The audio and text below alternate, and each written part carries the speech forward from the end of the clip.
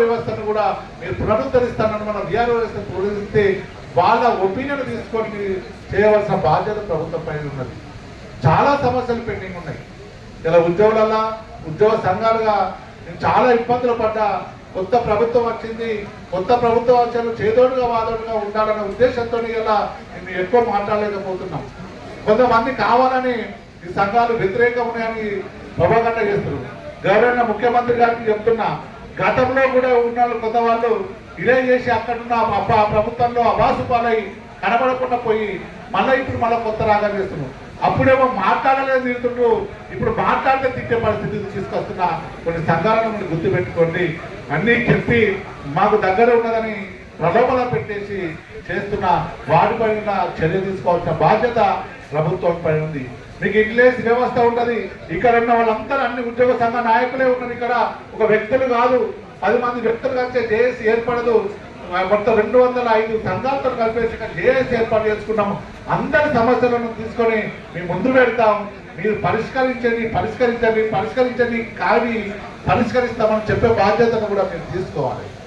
ఏ ప్రభుత్వం ఉంటే ఆ ప్రభుత్వం ఉన్న పథకాలు తీసుకుపోయే ప్రభుత్వ ఉద్యోగులు మేము. చిన్న ఇంక్రిమెంట్ ఇస్తే ఖుషి పడే రోజులు మాయి, కానీ మా దాచుకున్న పైసలు కూడా ఇలా 2 సంవత్సరాలు రాకపోవడం ఇబ్బందికరంగా ఉన్నది. కాబట్టి మీరు కూడా మీ ప్రభుత్వంలో బడ్జెట్లో మా ఉద్యోగుల జీతభత్యాలు పెడతారు. మా ప్రియారిటీ చేశాకనే మీరు పథకాలు ఇచ్చే బాధ్యతను మీరు తీసుకోవాల్సిన బాధ్యత మీ పైన ఉన్నది. కాబట్టి గవర్నర్ రేవంత్ రెడ్డి గారిని మేము ఒక డిమాండ్ పెట్టాం, మమ్మల్ని పిలిచి మా సమస్యలు అడగండి. అడిగితే మేము కూడా కనుక్కోవడం కాదు, మా ప్రభుత్వం ఉన్న పరిస్థితి మాకు తెలుసు. ఎటువంటి సమస్యలు పరిష్కారం అవుతాయో, ఇంకా కొన్ని సమస్యలు ఎప్పుడు పరిష్కరిస్తారో మాట్లాడుకొని అన్ని సమస్యలు పరిష్కరించుకొని తెలంగాణ ప్రభుత్వానికి అండగా ఉంటాం. మీరు చేసే కార్యక్రమాలైనా ముందు తీసుకొని మన ప్రభుత్వానికి మంచి పేరు వచ్చేటట్టు ఉద్యోగులుగా ఉద్యోగ సంఘాలుగా మేము బాధ్యత తీసుకుంటామని గౌరవ రేవంత్ రెడ్డి గారిని కోరుతూ త్వరలోనే మమ్మల్ని 2-3 రోజులు పిలిచి మా దసరా పండుగను కూడా మేము కూడా దసరా పండుగ చేసుకునే క్రమంలో మీరు కూడా ఉండాలి. రోజు తెలంగాణలో దసరా పండుగ చేసుకోలేదు. తెలంగాణ రావడానికి అందరం కలిసి కలెక్టరేట్లో కూర్చుండి నిరాహార దీక్ష చేసిన సందర్భాన్ని నేను గుర్తు చేస్తున్నాను. మళ్ళీ దసరా పండుగ వస్తుంది. దసరా పండుగ తెలంగాణలో పెద్ద పండుగ. ఈ దసరా పండుగకు మా పెద్దన్న కానుకగా నువ్వు కనీసం 3 డిఏలను ఇచ్చేసి పెండింగ్ బిల్స్ ఇచ్చేసి పిఆర్సీని అమలు దిశలో దాన్ని ముందు పెట్టాలని మేము కోరుతూ ముగిస్తున్నాను. జై తెలంగాణ, జై హింద్, జై జేఏసీ. Thank you. సెక్రటరీ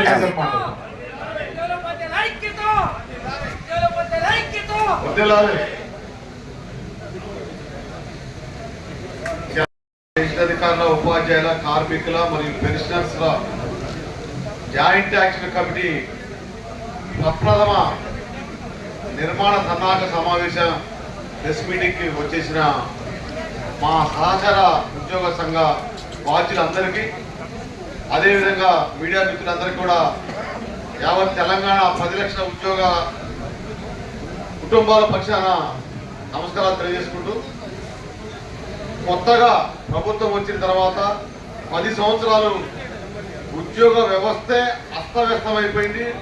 ఉద్యోగ సంఘాలే అస్తిత్వం ప్రశ్నార్థకం అయిపోయింది.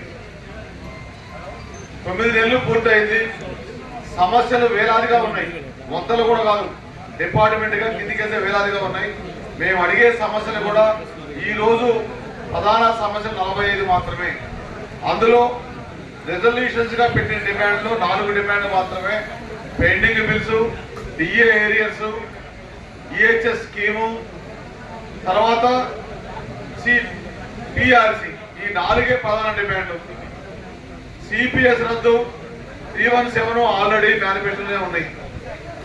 ఆ డిమాండ్స్ మెయిన్ తీర్మానాలుగా పెడుతూ మిగతా 38 డిమాండ్లని గతంలోనే ఆల్రెడీ ప్రభుత్వానికి మేము సమర్పించడం జరిగింది. 1 by 1 ఇంగ్లీషు తెలుగు వెర్షన్లో కూడా సబ్మిట్ చేశాం. మాతోటి జేఏసీ చైర్మన్ గారిని పిలుచుకొని కొంతమంది గౌరవ మంత్రి వాళ్ళు డిస్కస్ కూడా చేశారు ఐటమ్ వైజ్ గా. ముఖ్యమంత్రి గారు సలహాదారుగా సార్ కూడా చూశారు. మొత్తం ఆర్థిక పరిస్థితి దృష్ట్యా మేము చేయట్లేదు తప్ప ఇమీడియట్ గా ఇవన్నీ కంపల్సరీ జెన్యూన్ గా చేయాల్సినయే. గత ప్రభుత్వం నుంచి పెండింగ్ ఉన్నాయి, మేము అన్ని పరిష్కరిస్తాం, కొద్దిగా టైం కావాలి బ్రీతింగ్ అని అడిగారు.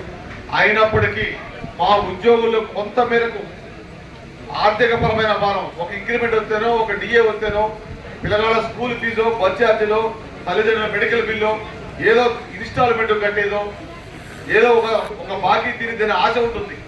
దానికోసం కింది లెవెల్లో ఉద్యోగుల్లో కొంత అసంతృప్తి అన్నమాట వాస్తవమే. మేము చిరు ఉద్యోగులం, ఉడువిస్తే పండగ అనుకునే వాళ్ళం. మా ఉద్యోగులుగా మేము ఒకటే గౌరవ ముఖ్యమంత్రి రేవంత్ రెడ్డి గారిని, అదేవిధంగా టోటల్ క్యాబినెట్ మంత్రివర్యుల్ని, సిఎస్ గారిని కూడా అడుగుతున్నాం.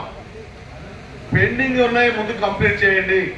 నాన్ ఫైనాన్షియల్ ఐటమ్స్ సుమారుగా 32 ఉన్నాయి.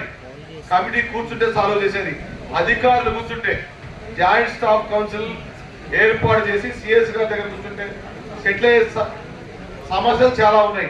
ఇటువంటి సమస్యలని త్వరగా పూర్తి చేసి, రిమైనింగ్ కొన్ని కమిటీలు వేశారు, వాటిని కూడా త్వరితగతిన పూర్తి చేసి, పిఆర్సీ కూడా శివశంకర్ గారి కమిటీ అంటేనే అది పెండింగ్ కమిటీ, పిఆర్సీ కమిటీ కాదు. మేము ఓపెన్ గా చెప్తున్నాం. శివశంకర్ గారికి ఇస్తే అట్లుంటుంది. గత ప్రభుత్వం వేసింది, మేము సార్ కూడా చెప్పాం. ఈ ప్రభుత్వానికి తెలుసు, అది పిలిపించి కూడా మాట్లాడుకున్నారు. త్వరగా ఆ కమిటీ రిపోర్ట్ తీసుకొని డిసెంబర్ ఎండింగ్ లోపుగా ఆ కమిటీ మీద నిర్ణయం తీసుకోవాలని, అదే మా చైర్మన్ గారు చెప్పినట్టుగా ఆ 3 టీఏలు దసరా కానుక ఉన్నాయి 4, రాబోయేది 5, 3 టీఏలు ఇమీడియట్ గా ఇవ్వాలని ప్రభుత్వానికి కోరుతూ, దాంతో పాటు